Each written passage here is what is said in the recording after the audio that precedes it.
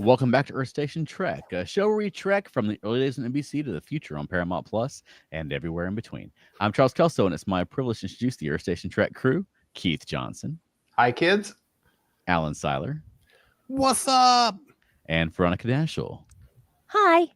And today we're going to be traveling beyond the Star Trek universe and talking about the Stargate franchise, and how it relates to Star Trek, but also how it stands on its own. Yes. But before we get into that, Alan, do we have some Star Trek news this week? Man, it has been a while, but we have Star Trek news this week, and it's two big stories, too. The first one, going chronologically, the first one is that Star Trek Prodigy does not have a very long life left on Netflix. As everybody remembers, Paramount Plus just all of a sudden and out of nowhere, as far as the public goes, dropped Prodigy before its second season was to air. Mhm. After the second season was completely finished, but before it aired, they offloaded it, and it was a matter of months, but Netflix picked it up. And there was hope amongst some fans that that might lead to a third season. Right.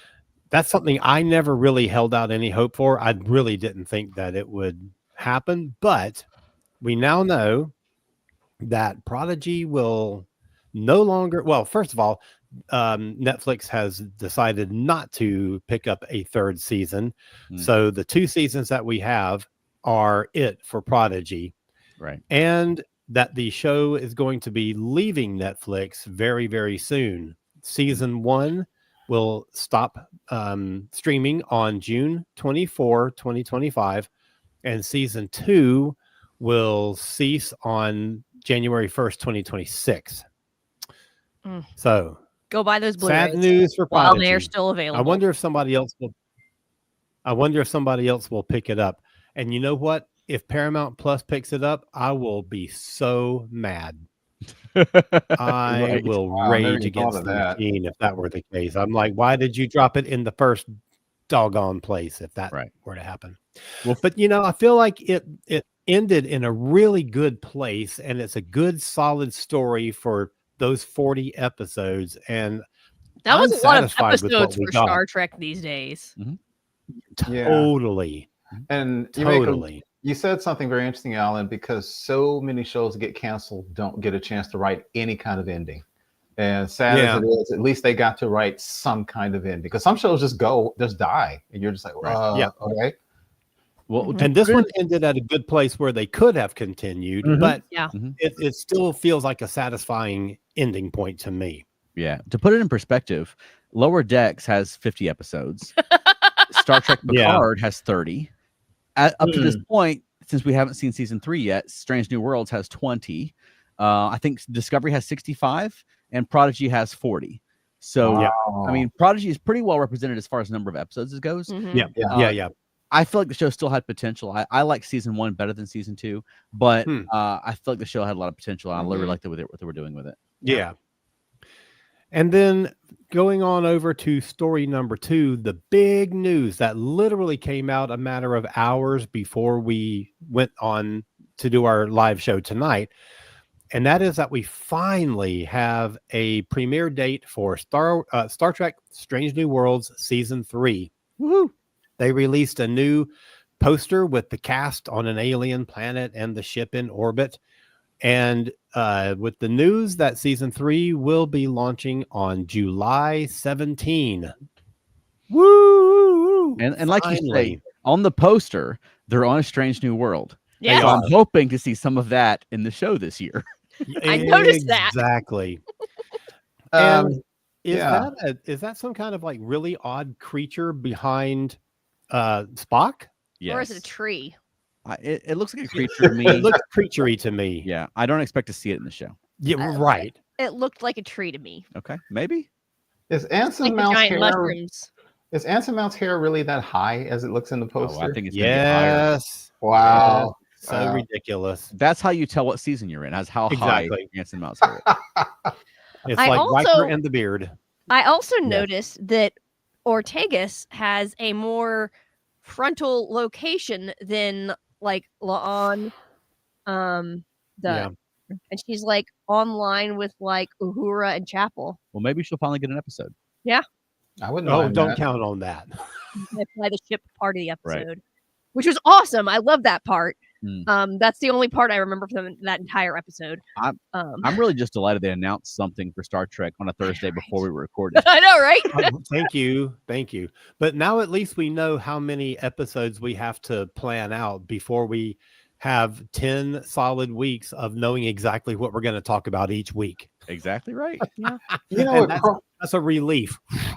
you know what crossed my mind as Alan read both of those stories, and it's just truly ironic. There are people literally enjoying these franchises who did not grow up in a world like I did and Alan did and all of us did, where you knew a show was going to come in September, you knew it was going to last till May, and you had reruns, and you knew it was coming back, and you knew exactly what day it was, which is usually around Labor Day and going back to school. Those days are just kind of gone for so much stuff now. It's so weird.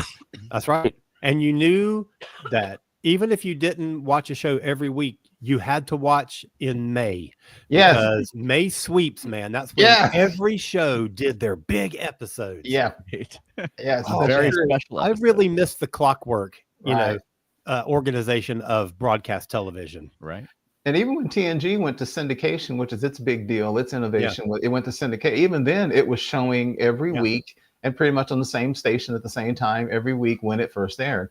Those days are just they're almost foreign now to so many people. Oh, yeah. Totally. I want to point out that I just did the math. And the Thursday of Dragon Con is going to be the 7th episode of Strange New Worlds. Okay. Good to know. So we're going to have to skip a week of Strange New Worlds. I don't know about you guys, but I'm not going to be functional that evening. Thank you, Veronica, for doing the tough work for us, man. Yeah, really hard. I had to count to 7. Right. So I just want to say, man, we got like up until July 17 to plan out some episodes. So viewers, if you have a topic that you would like to hear us tackle, just let us know and we will put it in our schedule. Right. You can even call us and you may be on the air. And where would they call that? What number would they use, Veronica? 387-307. What am I doing? 307-387-1701. 307-387-1701. Yes. Veronica, given the topic tonight, numbers matter. You could send somebody to a different galaxy. With I know, right? Good point. All right, Keith. And that's it for the news. Woohoo! Awesome news, Keith, too. do we have some This Week in Trek this week? Yeah, real quick. Let's run through this real quick. This was, I thought, I want to look at some things that are kind of seminal and kind of have become things that people think about a lot when they think about Star Trek. So 11th of May, 1992 was the premiere of the TNG episode I, Borg. Okay. Which brings into the May fold. sweeps. Yeah, well, I guess right, and it brings in what was the guy's name? Hugh. And for those who don't remember, that's the episode where they find a Borg and they put him on the ship. They disconnect him from the subspace net, and then he's like, "I like Geordi. Don't kill Geordi." And I mean, I was just talking. We were talking about this recently. I was talking to some folks about it recently. We were discussing it, and we even kind of mentioned this last week, Charles.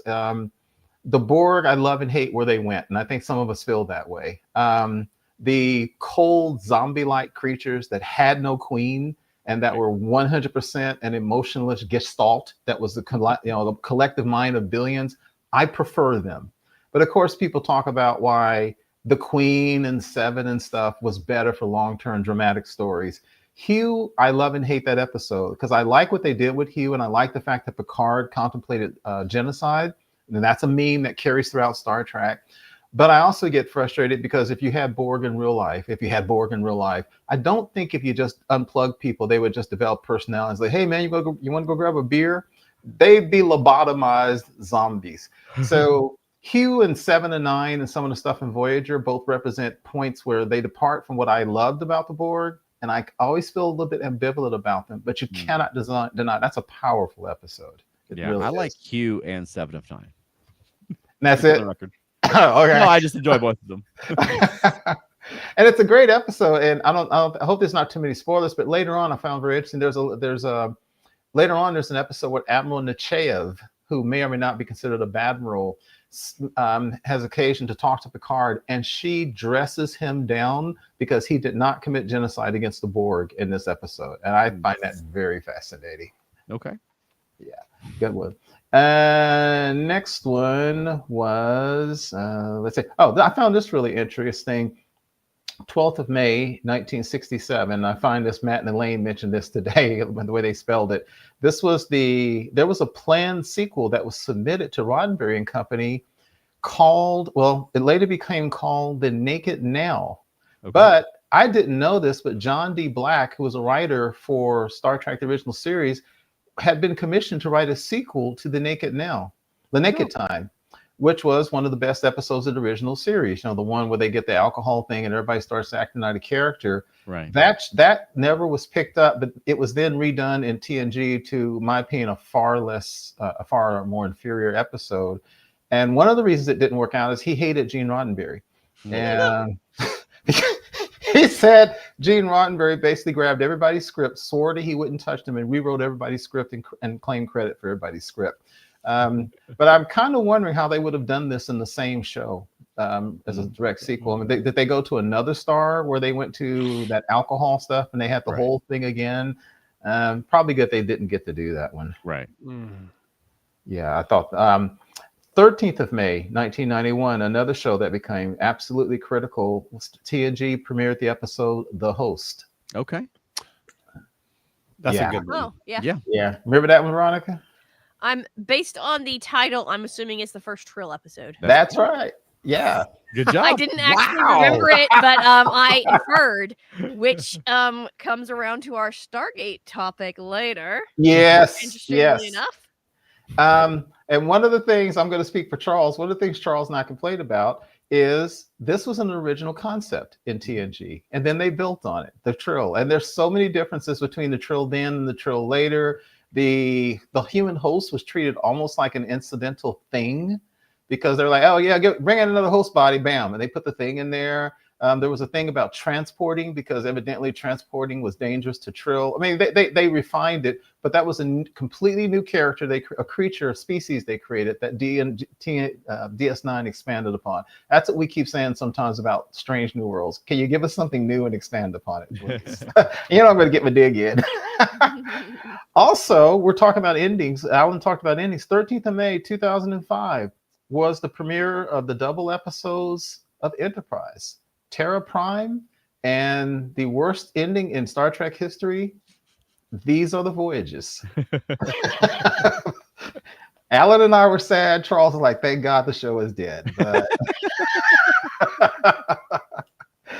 horrible. And let's see. Oh, and then in 2001, on the flip side, 14th of May was the premiere of Broken Bow, which was the start of Star Trek Enterprise. Yeah. And we talk about this every time we bring it up, but we all know that Rick Berman and Branyan Braga had wanted the show to literally be on Earth for an entire year, the entire first season, building the Enterprise and testing Enterprise. And the suits were like, are you effing kidding us? Get them in space. We need a war. In this case, the suits were right. Because it took 3 episodes for Picard to leave the Earth and Picard. And I was like, would you flip and get into space already? 22 episodes of the Enterprise crew looking out on Earth is a terrible idea. Okay. And I was getting ready to make one of those righteous rants about how they should have stayed on Earth for a year. I'm on Team Stoot this time. And the last one, 16th of May, 2013, was the premiere in the United States and several other countries of Star Trek Into Darkness. Okay. The second of the Kelvinverse movies. Universally beloved. Star Trek Into Darkness. You know what's funny about that movie? Since I have certain fundamental issues with the existence of the Kelvinverse, and I was already pissed off that they were bringing Khan back when they claimed they were going to be completely new. You know what it does, though? It allows me not to hate that movie as much as a lot of people hate that movie. Yeah. I think I didn't have expectations. Like, it was fine. I really enjoyed that movie until it ran over a cliff. Not in the way the first movie did, just narratively. Yeah, yes, this is true. That's This Week in Trek History. Awesome. Well, do we want to grab some comments before we get into our Stargate discussion? Now we've got 2 from our buddy Mark. First, he says, pour one out for Star Trek Prodigy. And then, as our discussion went on, he says, now pour one out for Enterprise. I'll pour the whole Consider thing them out. both poured. And regardless of what Chuck says. And our buddy Wayne is glad that the whole gang is here tonight. Woo! And is glad about the Strange New Worlds announcement. Thank goodness. I thought we were going to have to wait until November. Yeah, when they said summer, I really expected it to be like the last day of summer. Right. Like the day before Labor Day. Right. Exactly. So I'm looking forward to it. Yeah, it's going to be awesome. I'm excited. Yeah. All right. Well, tonight we're going to be stepping beyond the Star Trek universe, talk about the Stargate franchise. And the Stargate franchise, I think, is very inspired by the success of TNG. I think it very much followed in the wake of TNG, but went in some interesting directions as well. There's a lot of Star Trek crossovers, and I mean, there's writers, there's actors, and so forth, and also inspirations. But also, it became its own thing. And Keith, did you suggest the Stargate discussion? I think it was Veronica. Veronica, cue it up then. Veronica can tell us. I think it's her fave. Yeah. So I did not know anything I did not know Stargate existed until I met Chuck in like 2010, and I think he introduced me to it in 2011 when like Universe was in the process of going off the air. Wow. So I literally got to Stargate as it was ending, but it very quickly became a favorite show where Chuck had the entire series on DVD, like the old giant box sets, and we watched like 4 episodes a night. Wow. For a long time. Back when we had time to do that. Yeah, there was one time we went on vacation and we just like sat in the room in the hotel, not in the hotel room, in the condo, but we just sat in there like watching Stargate the entire day, and then occasionally going out to the pool and coming back and watching more Stargate. Don't tell people that. Look, our vacation is watching Stargate. How we spent our vacation by Chuck and Veronica. Right. We played ping pong. I mean, you know. But you know, it's funny that you mentioned those DVD box sets because they were like that big. They were huge. Each season was just the baddest box you can imagine. Yeah. A single disc in the regular sized old DVD box, and there's like 5 of those discs per season. I have the whole thing. Yep. Yeah, but Stargate is an incredible franchise. Yeah. I mean, the SG-1 ran for 10 seasons back when it was like 20 episodes a season. Atlantis ran for 5 seasons. Then you had Universe. I mean, you got like 17 seasons of shows, plus some DVD movies, 1 theatrical film. It's a pretty robust franchise. And I remember there was a TV Guide cover that said, like, move over, Star Trek. Stargate is the next great franchise. Yep. And then everything got canceled after that. So Veronica, what immediately brought you in a way that Star Trek seems like it did? Not that you didn't like Star Trek, but you loved SG-1 from the start. It was their use of the mythology of the ancient gods, from Greek to Egypt to Norse. That's what drew me in more than anything else. I remember the moment of when Chuck was talking to me about Star Trek. We were driving to his parents' house, and I remember exactly which road we were on. We were coming up to the turn onto the street of his parents' house, and he was telling me about the show. I'm like, yeah, let's watch this. Yeah, because at that time we were dating. Yeah, and I was trying to just make you like all the things I liked. Yes, and you mentioned you were really into mythology, and I was like, oh, really?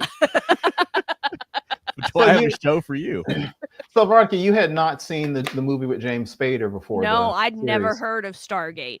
Like Star Trek, I'd heard of before, and because it was on syndication, and I occasionally catch it at my grandma's house because I didn't even see it because I didn't have cable, and I never saw. I don't remember ever seeing it at my house. Well, I remember when the film came out. I enjoyed the film. Yeah, and then when the show came out, I feel like we had maybe like I was still living at home. I was a teenager, but I feel like we had Showtime that first year maybe, and I watched part of the first season, and then maybe my parents canceled Showtime because I didn't see it again until like season 5 when it came to Sci-Fi, and Sci-Fi would play it like at 1 a.m. every night, and I just became obsessed with watching Stargate and catching up on the past 5 seasons. Right, and it was the Showtime situation too that kept me from really seeing any of it for the longest time. I saw the movie in the theater and really enjoyed it. It was so different from, it was that mix of like futuristic with archaeology, and I really loved it. And I probably would have gotten more invested in the franchise had I been able to see it from the beginning, but it was way later that I was able to really see. Listen up, Paramount Plus. There's a reason people have not gotten into Star Trek as much as they have, because you have it behind a paywall. I mean, at least when Stargate moved to sci-fi, yes, it was kind of behind a paywall where you had to have cable. Yeah, but a lot of people had cable at that time. Yeah. I didn't. But the general population, if you had a TV, I'd say probably like 80-90% had cable. Yeah, by 2001, cable was pretty ubiquitous. Yeah. Right. Yeah. Right. Interesting thing, you guys, when you're talking about the movie that the three of us saw, I remember one of the cool things was what would now later become kind of the Jafar guards, when they had the cool snake heads on and the thing would come back. That was such a cool effect at the time. And also, Charles and Alan, you guys mentioned, it's funny because it was on Showtime at first. And therefore, it had a little bit of partial nudity in the Stargate. And I watched the first, it was 2 episodes, the first like movie length episode. And you can see it, as a matter of fact, you can't avoid it because it's on Comet TV all the time. And O'Neill is basically always saying ass or something like that. And they're always bleeping it out because you can tell when it was originally on Showtime, and he would just cuss all the time. So that's kind of funny. Yeah. It's interesting because, you get that same thing with Discovery, where it's presented in a more adult way because its platform is different than broadcast television. Right. Yeah. But those things always feel kind of like when you were like 13 and you're away from your parents and allowed to say the F word for the first time. You know what I mean? Where you're like, I can say F word. You know what I mean? But Discovery and the beginning of Stargate both feel kind of like that. Like, look what we can do. And then it's done. And it's like, okay, I guess we'll just tell stories now. Right. Yeah. Right. Exactly.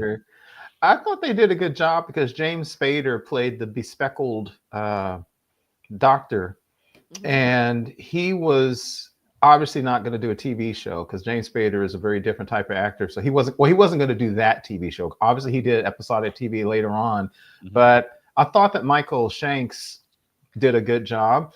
A personal thing is he almost, I mean, this is kind of a cliche thing to say, he almost looks too handsome to be the nerd. I mean, he looks like a Clark Kent guy. They're always putting glasses on Daniel Jackson. It's like, dude, seriously. You can tell he doesn't need those glasses. It's really funny because eventually he is able to convince them to ditch the glasses at a point. But when they come into the later seasons and what's his face is supposed to come on, and Ben Browder? Yeah, when Ben Browder comes on, they think they look like, and so Daniel Jackson all of a sudden has a beard. So they won't get for each other. I'm like, no. It's always funny to me on these sci-fi shows and just TV shows in general when you have a character who wears glasses and then the action starts and they take off their glasses. Like, that's when you need your glasses. That's when you need your glasses, exactly. And it's funny that you talk about what's his name coming into the show, because the first thing that I think of is Corin Nemec. Oh yeah, yeah. He came in playing. Oh my gosh, Jonas Quinn. Parker Lewis. I was a big fan of Corin Nemec. I think he's great. He is great. But to get him in there, they had to get rid of Daniel Jackson. And I was, and granted, this had happened like many, many years before I watched this, but I was so upset. And Chuck was like, don't look at the back of the DVDs. Don't look at the back of the DVDs. Totally look at the back of the DVDs to make sure Michael Shanks came back. Yeah, he had it's a thankless task to replace Michael Shanks on Stargate. He's kind of like the Ezri Dax of Stargate. Except for like John Zia didn't come back after the Ezri Dax season. You know? Yeah. And I love Colin Nemec, and I love the character, but you love Colin Nemec. Yeah, whatever his name is. His name's Corin Nemec. Corin Nemec. I don't know where I got Colin from. I love him so much, I know his name and everything. I'm a huge fan of Colin Nemec. Veronica, on the daily run of SG1, which is something like 4 episodes a day on Comet TV, they just wrapped up the Jonas Quinn arc about 2 weeks ago. Okay. And then Daniel Jackson came back, obviously anybody listening, spoilers. Daniel Jackson came back from being the Ascended and all that kind of stuff. I thought Corin Nemec was different enough. He wasn't a Daniel Jackson clone. He was his own person. I actually do miss him. Mm-hmm. Yeah, he's fine. I don't have anything against him. It's like I said, it's hard to step into a show and replace a popular character who is just especially that was like what, season 6? Yeah, like 5 seasons. That's more than a lot. Even back then, when a lot of episodes had a lot of seasons, that's more than a lot of series got. Yeah, you're like 100 episodes in at that point. Yeah. They did their 100th episode special, and Michael Jackson was still there. Then all of a sudden, he wasn't. Michael Jackson. You know all the names. I know names. That was the first sci-fi channel season too, when you had Corin Nimmick. Yeah.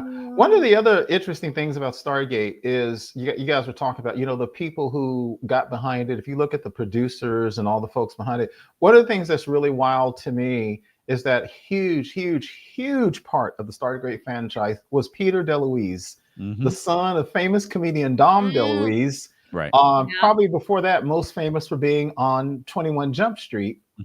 And he had a comedic bent like his father. But Peter DeLuise, I mean, you watch Stargate, his name is all over that show. Directed by Peter DeLuise, produced by Peter DeLuise. His brother comes on in an excellent spoof episode, Stargate. That was so Wormhole good. Extreme. And Dom DeLuise was on it as well. Yeah, he was on there. It's great. And so one of the things I like about it, and I do think that Stargate stands alongside of properties like Star Trek, Doctor Who, Farscape, and others, is they built the world, they built the universe, and they had a family of producers and directors and writers and actors that just went on.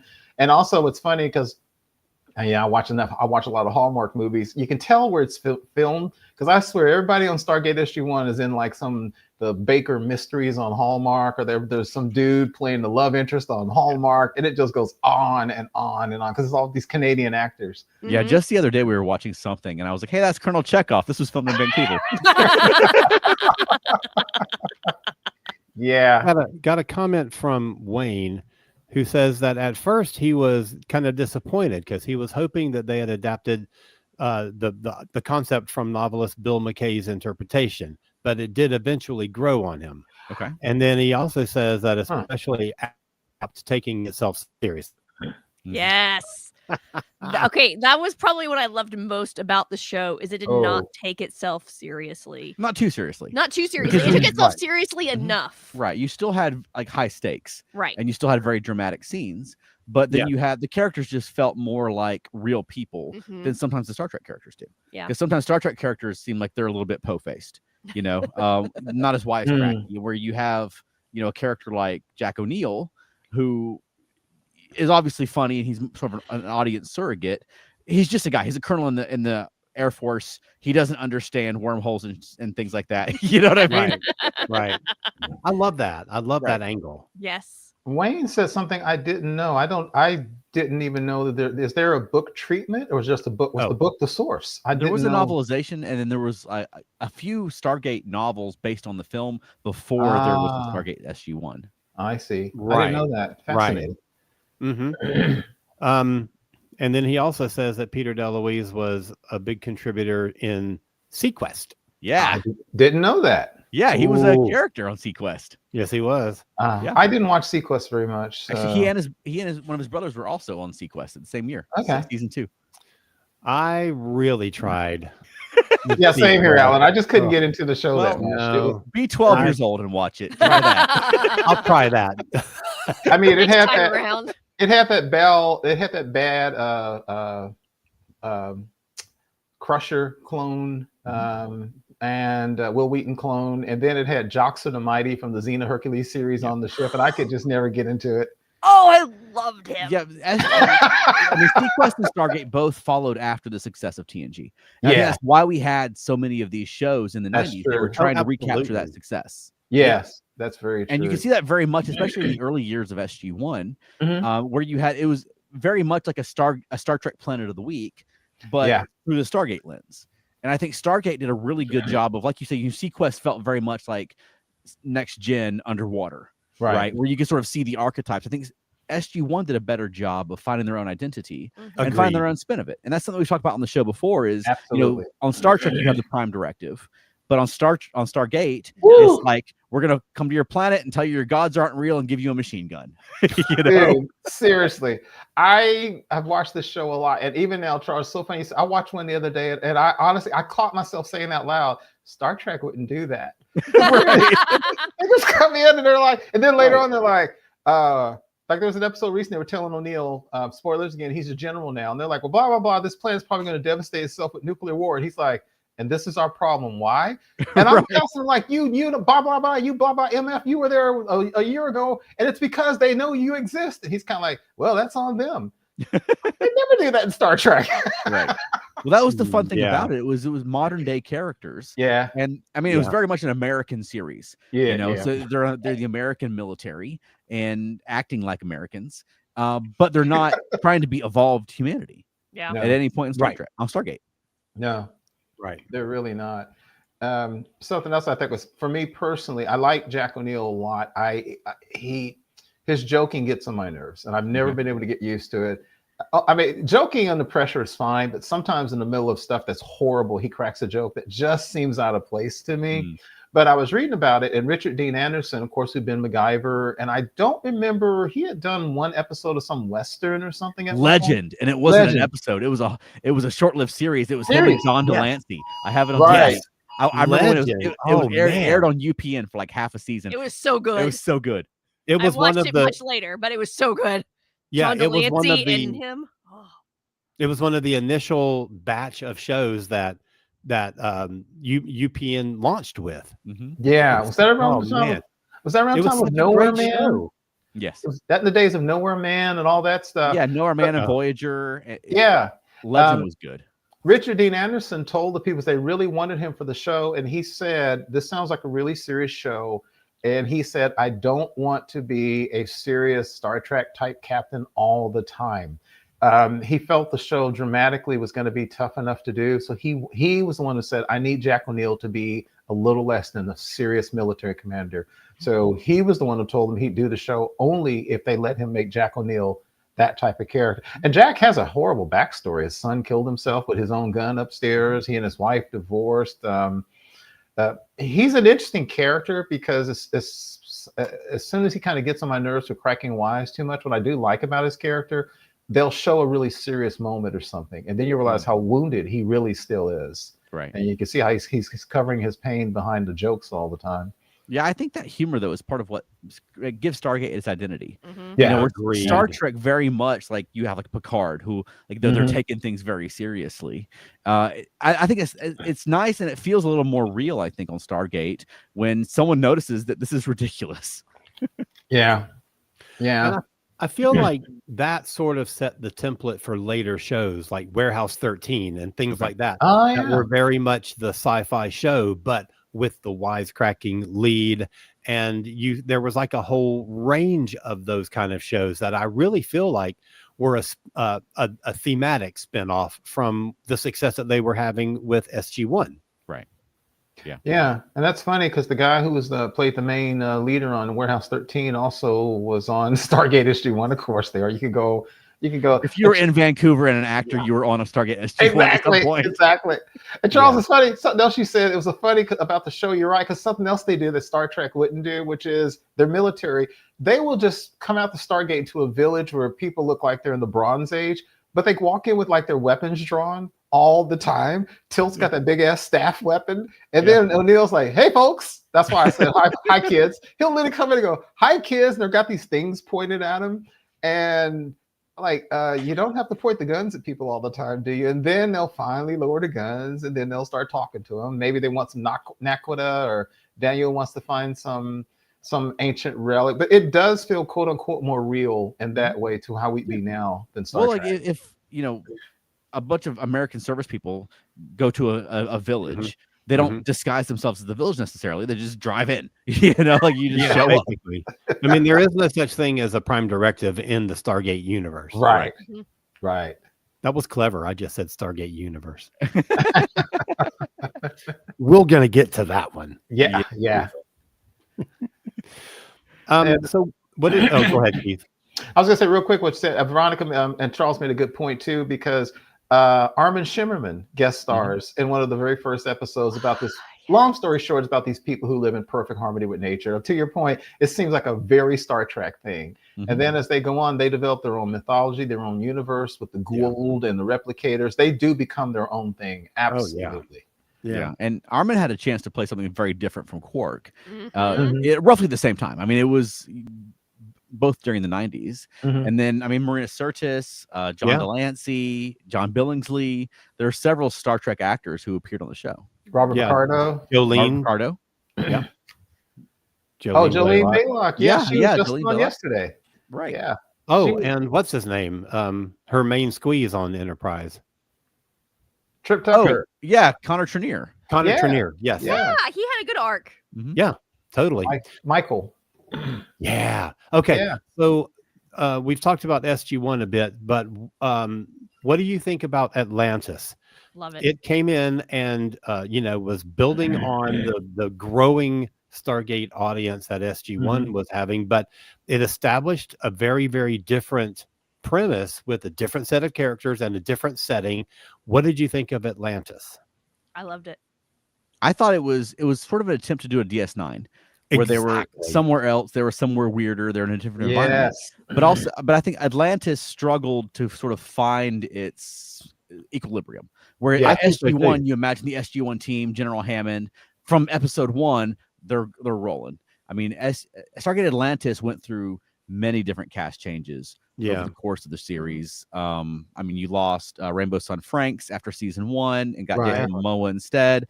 Then they ditched Dr. Weir. I think after season 3, I'm doing this from memory, brought in Robert Picardo. Then they replaced Picardo with Sam from Stargate.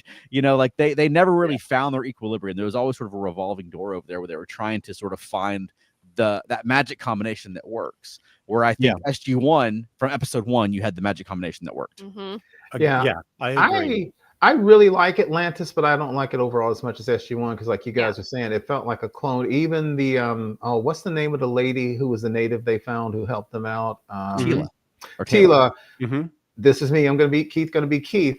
She was another kind of noble person of savage of color, and she was even like Teal'c. She was emotionless, and she talked like this, and she nodded her head. It was a clone, and she felt like a female Teal'c. She did exactly. So she felt like, and even the guy who became their main pilot, what was his name? Shepard. Shepard. He felt like a O'Neill Light because he's also cracking wise, right? And he also had the ancient gene. So yeah, it felt. And then Rodney McKay, he's just a little bit on the other side of cliched for me. So he kind of irritated me sometimes. I do like McKay. Yes. Yeah. I like McKay in Atlantis. I did not like McKay in SG-1. Well, you weren't supposed to. Oh yeah, he was true. Oh god, yeah, he was much more.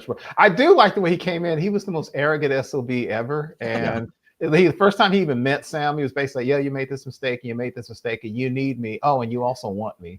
That was just sticky. Yeah.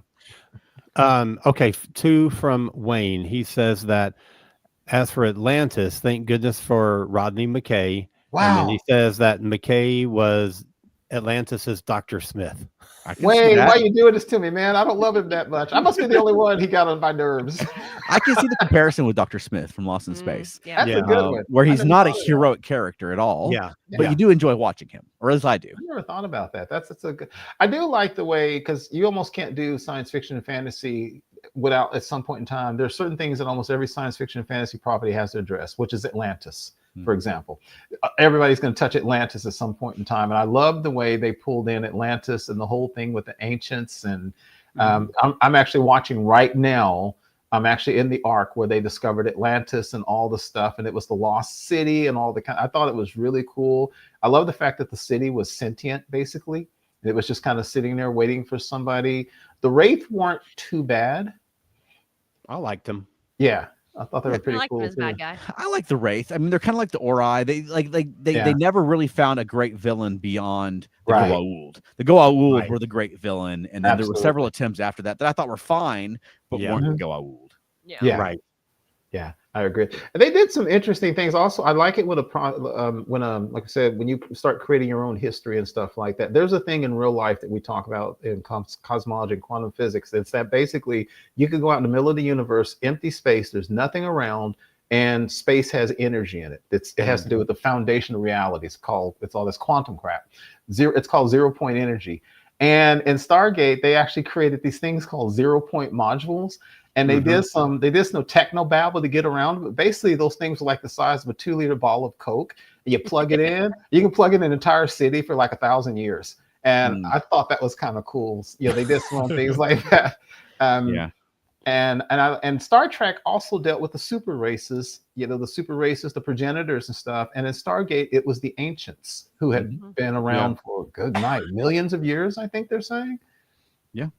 Yeah, I really like the puddle jumpers on Stargate. I like the idea that there's these ships that are designed to fly through Stargates. Right. It's something else I was thinking of recently too. That I thought I think what Veronica and Charles said, how they built their own mythos. The Stargates, some of the things about the Stargates was really interesting. There was an episode I saw just last week, and we were just talking about AI, and I work in IT. Basically, one of the scientists came up with a way to try to like turn gates off and try to block gates. And so basically he created what was going to be a benevolent computer virus. And then for some reason, General Hammond says, yeah, go ahead and load it to the Stargate. Well, Ball, who was watching, or Nubis, I forget which, they grabbed the virus and sent the freaking thing throughout the entire Stargate network in the entire galaxy. And those who've worked in IT know we've done this, but rarely something this catastrophic. You've sent a virus to the Stargate. Knock it off, Keith. I know, right? The entire gate network went down. Right. And what I love about it is, I got to say, one of my favorite characters in all of sci-fi is Samantha Carter. I think she's a very realistically realized character, and she does what she does. She has to start working on it, and she solves it. And it was actually, it felt like a real episode. Something would happen in real life. Because, the Washington's like, you sent them, that's what they said. Charles, like, wait, you put a virus to Kinsey, played by Robert Picardo, not Kinsey, the other guy, played by Robert Picardo. He wrote that up. And he's like, yeah, they sent a virus to the Woolsey. Thank you. He's like, yeah, they sent a virus to the gate. They didn't even test it. That's like, that sounds like real life. Right. Yeah.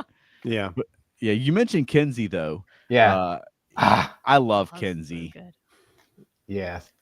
So evil, but so good. Yes. You also mentioned turning off gates, and I was just thinking of turning off Gates McFadden. And I just thought all you have to do is blow out that damn candle. Everything comes back to Star Trek. Yeah. Speaking of coming back to Star Trek, there was a literal episode that was ripped from Star Trek. Yeah. Which one? It was in the first season of both of them. So in TNG was where Tasha Yar was co-writer kidnapped. of Code of Honor also wrote the episode Emancipation, which is almost the same episode in the first season of both shows. They're both short, blonde people. Was that the one with the Asian warlord? Yes, it was. It was Mongol influenced people rather than African influenced people. Yes. Watching those back to back, it's almost the same episode. She managed to write that same terrible episode twice. Yeah, and it's like, I'm gonna double down. Right. Wow. Okay, so we are coming like on the latter 10 or so minutes of the show. So I want to say something about Stargate Universe. Loved it. I know it's not the popular one, and I was never like a big Stargate fan, but I really loved Universe. Me too. And I know you two probably didn't. But I hated Star Trek. Stargate Universe. You hated it? To this day, I've not seen the whole show. Yeah. Dude, it's so good. I tried so hard to watch it. They ditched all the things that I liked about the Stargate franchise. I understand. They tried to be more Battlestar Galactica because it was post Battlestar Galactica. Right. And I really wanted more of the Stargate universe.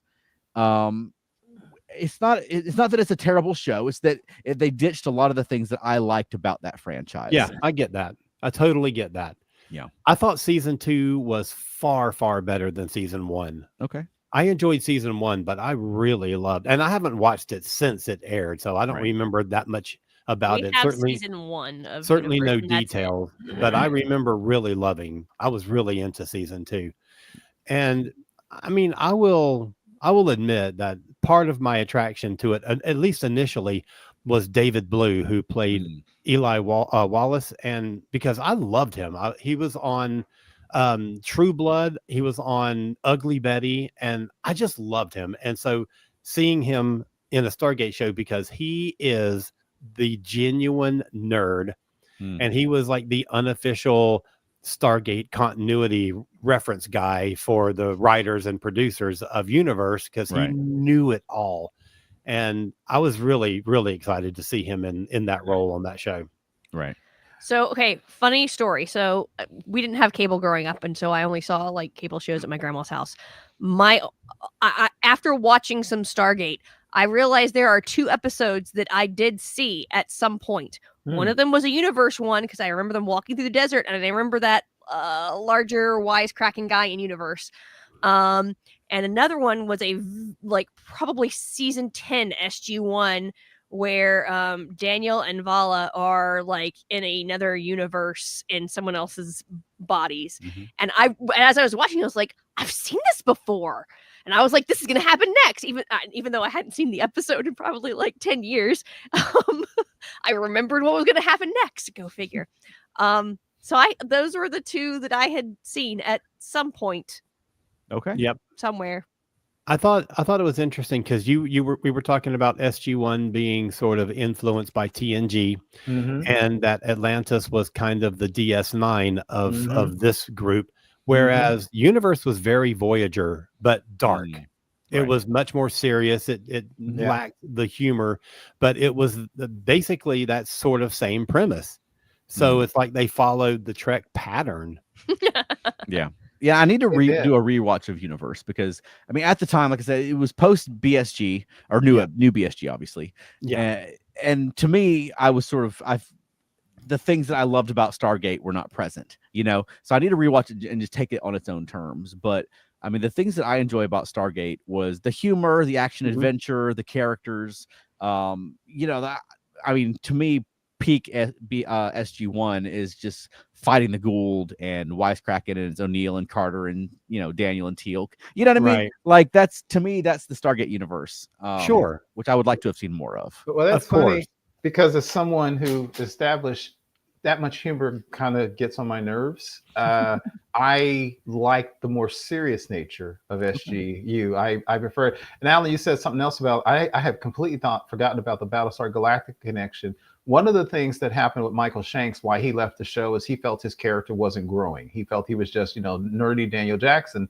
And one of the things that's really obvious when he came back to SG1 is he became much more of an action guy than just the guy with, with brushing off stuff. And I remember there was an episode of SGU where back on Earth, he was trying to look at something that was going on. And he's Daniel Jackson. He's got on the short sleeve t-shirt. Michael Shanks was obviously hitting the gym. And they're playing this really dark and serious music. And I know Charles was probably like, man, this sucks. But I was like, yeah, this is what I'm talking about. It's deadly serious. I loved it for that. Well, that's part of the too. Like the show ran for 10 years. Like when he signed up to play a nerd on a sci-fi show, he didn't know it was going to run for 10 years. Similarly, Christopher Judge, when he agreed to shave his head for the role, didn't know it was going to run for 10 years. Yeah. So you sort of see that on the show as it goes along. I mean, at one point, like Richard Dean Anderson becomes less involved with the show and then leaves. And in real life, it was because his daughter, who is 6 years old, lives in LA, and he's filming in Vancouver all the time. And he's like, these folks, you sign up for this gig not knowing it's going to be a decade of your life and 20 plus episodes a year. And you can sort of see that as the show goes along. And I thought SG1, like you could see it when he becomes less involved in season 7. They sort of wrote around it in season 8 where he becomes a general. By season 9, he's absent, and they brought in, Ben Browder and Claudia Black from Farscape to fill in those roles, and they had to sort of rejigger the show. But it's like the show lived longer than it probably should have, and but it was still so good throughout. I thought they did a really good job of reinvigorating the show as it went along. And Beau Bridges was brought in. Beau Bridges, and then I forgot about that. Years ago, I used to be on another science fiction group. A friend of mine started called Sci-Fi Noir, and I remember years ago I posted an article in that group that said, "Is Michael Shanks a player?" Because if you look at the history, in real life, he was married to the lady who played with Shari, his wife, Shari. And then after they divorced, he married and is still married to, what's her name? The lady who played Lexi Doig, who played the general's daughter, the medic on the show, and of course, probably most famous, she played Andromeda. Right, and they met when he guest starred on Andromeda. Yeah, isn't that wild? Mm-hmm. Yeah, we got to meet her when we did our photo op with Michael Shanks a couple years ago at Dragon Con. Yeah. She was so sweet. Yeah, really. I think Michael Shanks' dating history is about like every nerd. Yeah. Yeah, right. Right. But then they brought in Beau Bridges playing the new general of Stargate, and he was Lexi Doig's father. I did feel, because I'm going through this right now. I did feel, Charles, you mentioned earlier, I felt the Ori felt kind of redundant.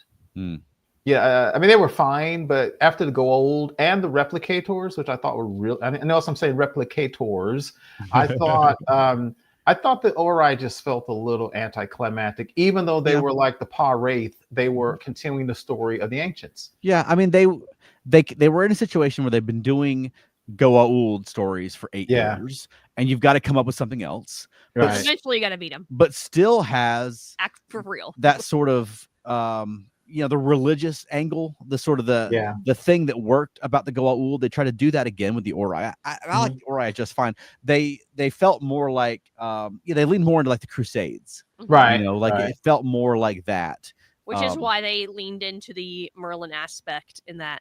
Yeah, but it's something a lot of franchises have to do, where it's like do the same thing, the same but different. Yeah, you know what I mean. So you have the Wraith and the Ori instead of the Goa'uld. They both sort of they both have similarities to the Goa'uld. They're both an attempt to do the same thing again, but in a different way. And that's the same thing. Like long-running franchises run into that. Star Wars, Stargate, Star Trek, whatever. Doctor Who. There's always want it to be the same thing you remember, but also something new. Don't copy it. Yeah, and I actually think they did a good job. One thing about the show, Veronica, you can probably relate to this too. I'll watch the episode, and I'll watch an episode, and I'm like, Neil just got on my nerves because like 10,000 people just got slaughtered, and he goes, "You want to do lunch now?"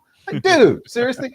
But then that's how they ended the original series too. Yeah, and then they'll do another episode, and it is literally breathtaking in the drama and the world building, like the replicators, the Asgard, and the stuff that was going on. Then there's some episodes, and I'm like, man, these people. And to what you said, Charles, I am immensely impressed that they pulled this off for 10 years on that show. Made that thing work. That's a heck of a job. And managed to continue reinvigorating it and making it fresh. Yeah. I love season 8, which is not the best season of the show, but making O'Neill the general is such a great twist for that character. Yeah. And he's not an in charge by the books kind of guy. And it's making use of the fact that Richard Dean Anderson is not available like he used to be. Right. But I thought it was very effective. And as you were talking, Keith, it made me think of the fact that Rene Aubergenois was another Star Trek actor who appeared and in a very good sci-fi story. Yeah. That's just a great sci-fi story of the week. In the episode where Rene Aubergenois plays the leader of this world they visit, and they sort of discover, I'm sorry to spoil it for anybody, discover it's basically like they the end of Nazi Germany, and they arrived not knowing these guys are the bad guys on this planet, right? Yeah, because they keep giving Teal'c the side eye. Right. And they basically arrived at Hitler's bunker at the end of the war, and we're helping him, not realizing that they're joining the wrong side. Right. And that's the thing that makes them sometimes different from Star Trek, because sometimes because of the way they are, because like you said, it's a sometimes overcompetent American military inspired people, but sometimes it's the exigencies of what they have to do. They're like, we don't have time to come in here and understand the culture. We need your Nakoda. We need something. So here you go, folks. Yeah, like you said, the Goa'uld are not your gods. Technology. Yeah, here's some weapons. Off we go. Right. And that's one thing I like about the show is that it's not the evolved humanity of the 24th century. Right. It's people today. And they've got politicians, they've got senators who are trying to cut their funding. They've got, rogue government agencies they're having to work against. They've got the NID. The other countries like the Russians. They've got these real world concerns, but they're also trying to explore the galaxy and save planet Earth. And I think it's a really great twist. And like I said, when you watch the first season or two of SG-1, it feels very much like it's growing out of that Star Trek mold. But it very much becomes its own thing. I think it's one of the most successful versions of that. The 90s attempt to recapture the success of TNG, but they were able to sort of create their own thing. Yeah, one thing they did I do appreciate, because again, I'm going through this now, is Kinsey and so many other people, like I just watched the episode 2 weeks ago where they finally had to reveal the existence of not just the Stargate program, but the life on other planets go old to the Russians, not the Russians, to the French, the Canadians, the Brits, and the Chinese. And so many people, including Kinsey, the NID, and the Trust said, you brought this danger to Earth when you first went through the Stargate. But they do a good job of pointing out is honestly, whether they had gone through the Stargate or not, Earth at some point in time was probably going to be a target because, well, once anybody ever turned on the Stargate. And I think what they did is a good job of, we can sit here and hide and try to bury the gate, or we can go out there and confront it. And had they hidden, like some people wanted, Anubis or Baal or somebody would have found Earth. But they had been out there so long, they managed to, I think, which was really cool and realistic, they had a pact forced between the Asgard and the other great races. The Asgard protected Earth because Earth was no way ready to protect itself against Goa'uld. I think that made sense. Yeah. And then one thing that we disagree on, Keith, that we've talked about before is the clip shows on Stargate. Oh, God, I know you do. But every year Stargate would do a clip show. Yeah. And I think there's some of the most inventive, fun clip shows in all of like sci-fi TV. And the one that I just thought of while you were talking was the episode Inauguration, where the new president is elected and he's being briefed on the Stargate program. And they really got lucky with that episode because they were able to rent the Oval Office sets that were built for X2, X-Men United, like the second X-Men film. And so the sets were standing and they were able to get them for a good price and film on them. And they used that as sort of like the prelude to the big finale episode. And I thought it was just a really brilliant episode because it makes it feel more real with the president's. It's his first day in office. It's like, sir, I have to tell you about the Stargate program. And at first he thinks they're joking. The U.S. Air Force has been traveling to other planets and waging war with aliens. And the general's like, this is not a joke, sir. Yes. that came as funny, Charles. I actually was thinking of you last week and I watched that. I just watched that episode last week. I was like, well, it's not as bad as some clip shows, but I still don't like clip shows. And also for those of a certain age, that you had two really great gets on the show. Beau Bridges, of course, and the guy who played the new president is William Devane, who for people of a certain age, that man was an absolute famous film actor. And you can tell he's a good actor. But and I love, and also he does stuff again that's kind of not Star Trek, because he respects everything they've done. But at one point he's like, I think the civilians should be in charge of the Stargate. Because there's a huge battle going on between should the military control this or should the civilians control this. Right. And they go back and forth over that. I think that's also a realistic thing. Yeah. And you had the introduction of Dr. Weir. The first Dr. Weir, who was played by that, I forget her name offhand. Jill Stein or Stein or something like that. Right. She was in the TV show Earth 2. Prior to Stargate, and that's what I knew her from because Earth 2 was a show that I really liked when it aired.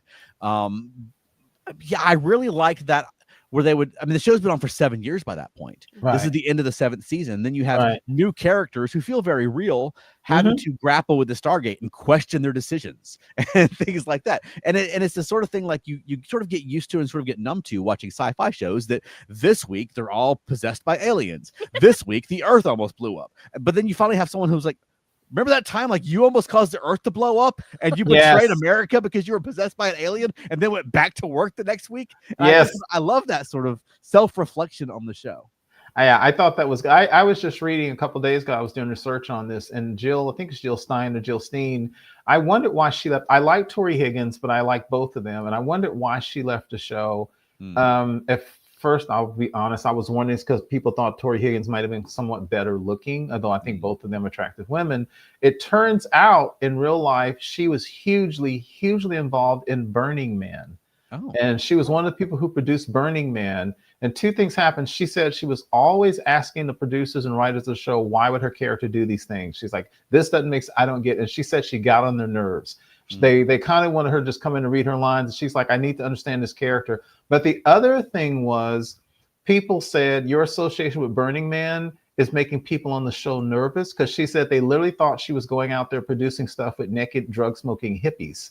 And she feels they let her go more because of her association with Burning Man, which some people felt was not a good thing at the time, than anything else. And that's why they didn't renew her contract. That's the weirdest thing I've ever heard in television. Yeah, what I read at the time, and obviously this is probably a certain amount of like studio spin was that she was the best actress they could find, but she was not willing to commit to a series. And so they cast her for the episodes, and then they were able to cast another actress who was willing to commit to the series. Which I mean, there may be some truth to both of those stories. Yeah. I really enjoy both Dr. Weirs. I did too. I would have loved to have for her to have carried on into the show. And I think the original plan was for that finale of SG1, or that season 7 finale of SG1, Lost City, they meant for that to be a film. And then the film was going to air at the end of SG1, and then that would lead into the spinoff, which I think was probably a pretty good plan. But Sci-Fi wanted to continue SG1, so they did it as like a season finale instead. And then, but I think doing a new Stargate film, and then you watch it, it just feels different from the show. It does. Like the pacing of that episode, it just feels more cinematic than the average Stargate SG1 episodes did. And I think that introducing new characters in a film and then leading to a spinoff, I think would have been smart. But I mean, I loved it all the way. I love season 8, 9, and 10 of Lost City. You're talking about the battle in Antarctica and all that stuff. Yeah, well, yes. Now, Lost City sort of it begins with them going to find Lost City, and they're fighting Anubis. It ends with a big battle over Antarctica, and then leads into Stargate Atlantis. But no, I thought that SG1 was just a great show. I really enjoyed the Stargate franchise. We sort of run out of time here, and we've gone over our time. We should probably look at revisiting this, maybe a part 2 sometime, because there's so much we haven't even talked about the Goa'uld and the Trill connections. There's so much other stuff we can still talk about. Absolutely. Yes. Well, Keith, where can people find more of you? You can find me on Facebook, primarily the ESO Network Facebook groups. All right. And Alan had to get into an escape pod during the show, but you can find Alan at Cosmic Creative, and you can find him at his Doctor Who podcast, which is, I listen every week because they're Doctor Who A to Z, Auton to Zygon, where they're reviewing the latest episodes of the Doctor Who franchise as the new episodes air. And then Veronica, where can people find more of us? Feltnerdy.com. That's right. And we've got a ton of shows coming up. Yeah. If you're in the Atlanta area and you like adult puppetry, and you're going to be at Frolicon, visit us at Frolicon. We'll be hosting and we're producing the Frolicon Puppet Slam this year. We also have some family-friendly shows coming up at libraries. We've got a convention coming up. We'll be announcing more of that coming up soon. Yep. And there's details on that on feltnerdy.com. Feltnerdy.com. Or you can follow us on social media at Feltnerdy across social media, or at Feltnerdy and Dirty for our adult stuff. And Veronica, where else do people find us? Monkeying Around, a podcast about the monkeys. That's right. We just released the first part of our episodes talking with Dino Kovas, who was one of the new monkeys, and getting his inside scoop on becoming a new monkey and what his monkeys fandom was. Part 2 will be coming of that soon. And Veronica, do you have a closing for us this week? Indeed. All right. Well, thank you everyone for joining us. Join us every Thursday. We go live at 8 p.m. talking about the latest Star Trek episode, or until July 11th, we'll be talking about a legacy Star Trek topic. And we love for you to join us. You can find us after the fact on YouTube or on your favorite podcast platform. And everyone live long and prosper. Take care.